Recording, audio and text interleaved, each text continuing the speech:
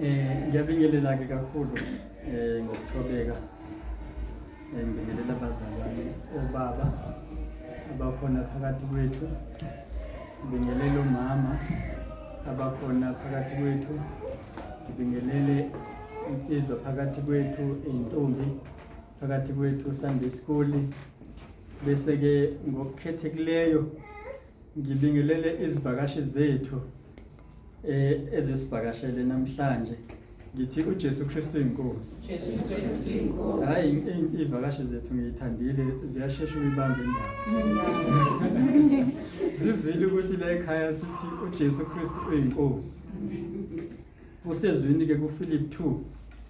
2 lapha ku verse number 11, kodwa ungayiqala kahle izwe kahle indaba. Ku verse 11 uzothola lapho ukuthi sorry ku verse 9 qale ku verse 9 uzothola ukuthi lapho kuthi ngegama lakhe seliphakanyiswe kakhulu phezulu wonke amagama, izilimi zonke amadolo onke ayaguqa, awaphezulu ezulwini, emhlabeni phansi nangaphansi komhlaba esigogweni. Kusho ukuthi namadimoni ahlala emkhathini nawo ayaguqa, nalapha phakathi kwabantu athomenta abantu, ahlupha abantu, angena kubantu nawo ayaguqa,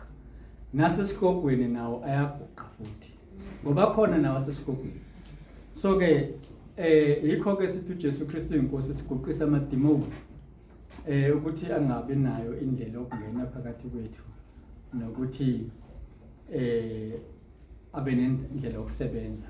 Futhi ke lokho siyakuthola futhi ngoba seRoma 10 verse 9 ukuthi uma uvuma ngomlomo wakho ukuthi uJesu uyinkosi, ukholwe enhlizweni yakho ukuthi uNkulunkulu wamvusa kwabafileyo, uyakusindiswa njengeselelezi sasindiswa ngokuthi sivume ukuthi uJesu Kristu uyinkosi. Masithi inkosi uzongikhumbula embusweni wakho, sasichaza ukuthi uJesu uyinkosi, sasindiswa. So yabona ukuthi ke kubaluleke kangakanani ukulisho leligama. Siyabonga kakhulu ukuthi nisheshe niyibambe indaba. Ngiyethemba ukuthi nalapho ke enivela khona nizotholakala seniqala seniyisho lento, ningayisho ngoba kuyinto yebandla kodwa ngoba isezwini, nokubuza kumnandi ukuthi wenze into esezwini ngoba nasebandleni bangathi ba-attack ubavulele izwi ukuthi na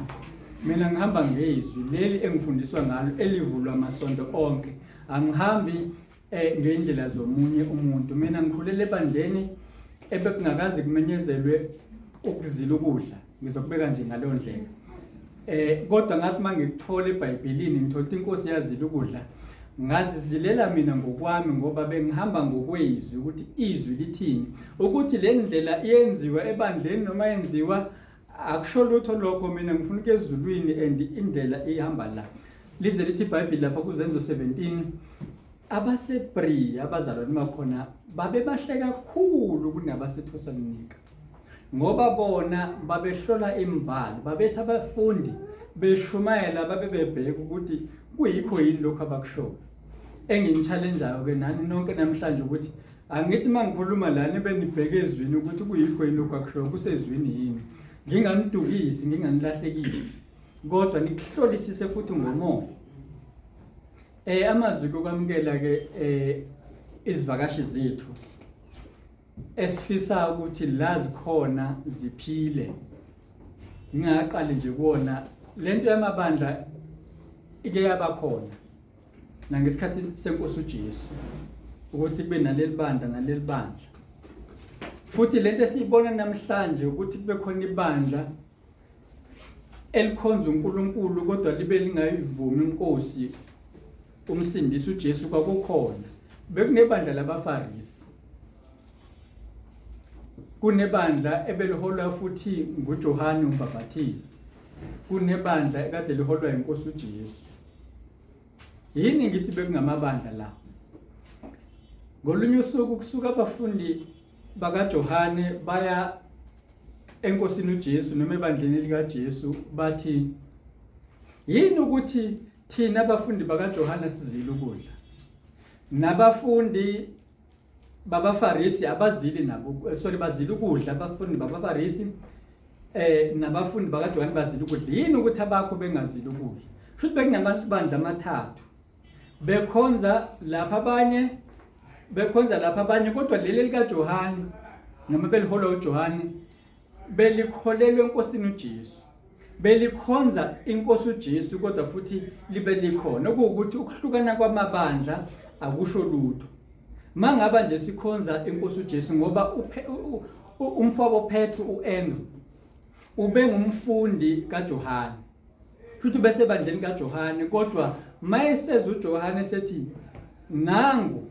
engafanele ukubopha umchilo wezicathulo zakhe uyena uMesaya umsindisi kanti uAndrew kusho ukuthi yena ubekhethelwe ukuthi abe ngumfundi wenkosi uJesu wayeseke yasuka kuleli yabandla kungaxatshenwe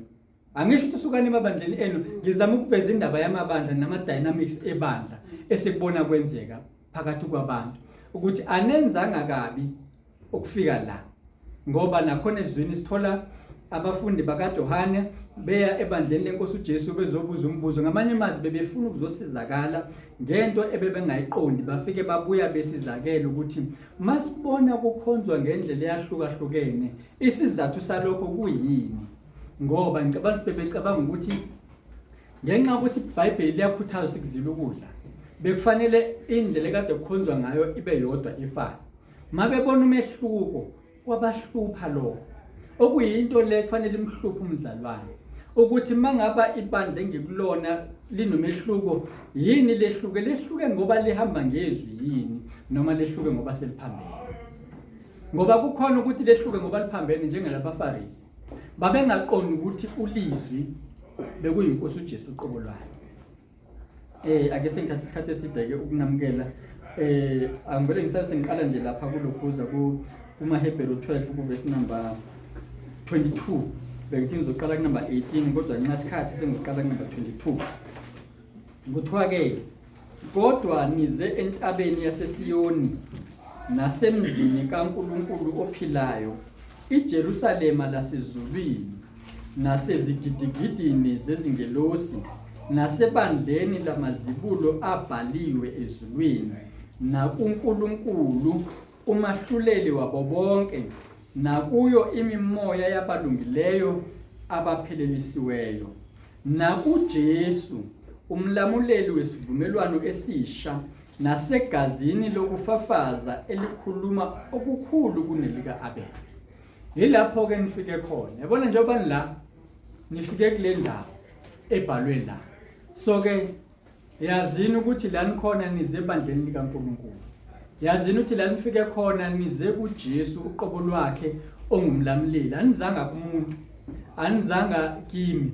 uma ngabe mhlambe nifika nibona isici noma nibona ini nani yazini nini ukuthi focusani nje kuNkulunkulu ukuthi thina sisuke la kade sikhona sizobheka sizofuna uJesu yona ke into ebesiyifuna and umuntu omtholile uJesu akuvuma ukuthi athule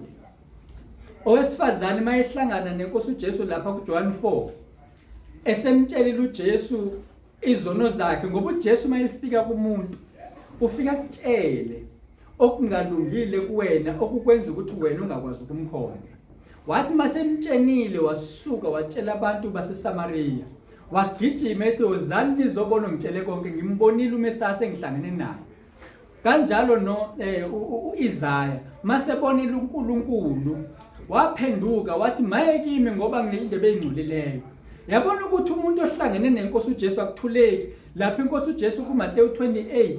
ithi hambani izizwe zonke nizenza abafundi bami okholwayo abhajadiswe uyayibona indaba yokuhlangana ngendlela eyiyo yenkosi uJesu ukuthi akwenzeki ukuthi uvele uyithulele nje kuthulekele uphenduke nje kuvele kuyithulekele nje no khona into ezokwenzeka kusho ukuthi ke ngizama ukucacisa ukuthi ke size sonke la kuJesu size ebandleni likaNkulunkulu elasezulwini asizanga kumuntu yilokho ke ukunamukela kwami ukuthi ke namukelekile endaweni kaNkulunkulu ekungesiyona eyethu yebo ningabona kuyindonga zesikole lezi nithi hawo manje ngoba lithi iBhayibheli lapha kuJoshua usahluko 1 noma ikephi lapho ninonyathela khona noba sinidlile leyo ndawo sekuyindawo kaNkulunkulu ke le njengoba sidla akusesona isikole akuselona iclass kodwa sekuyindawo kaNkulunkulu ngoba sesidla sesidlile Jesu Kristu inkosi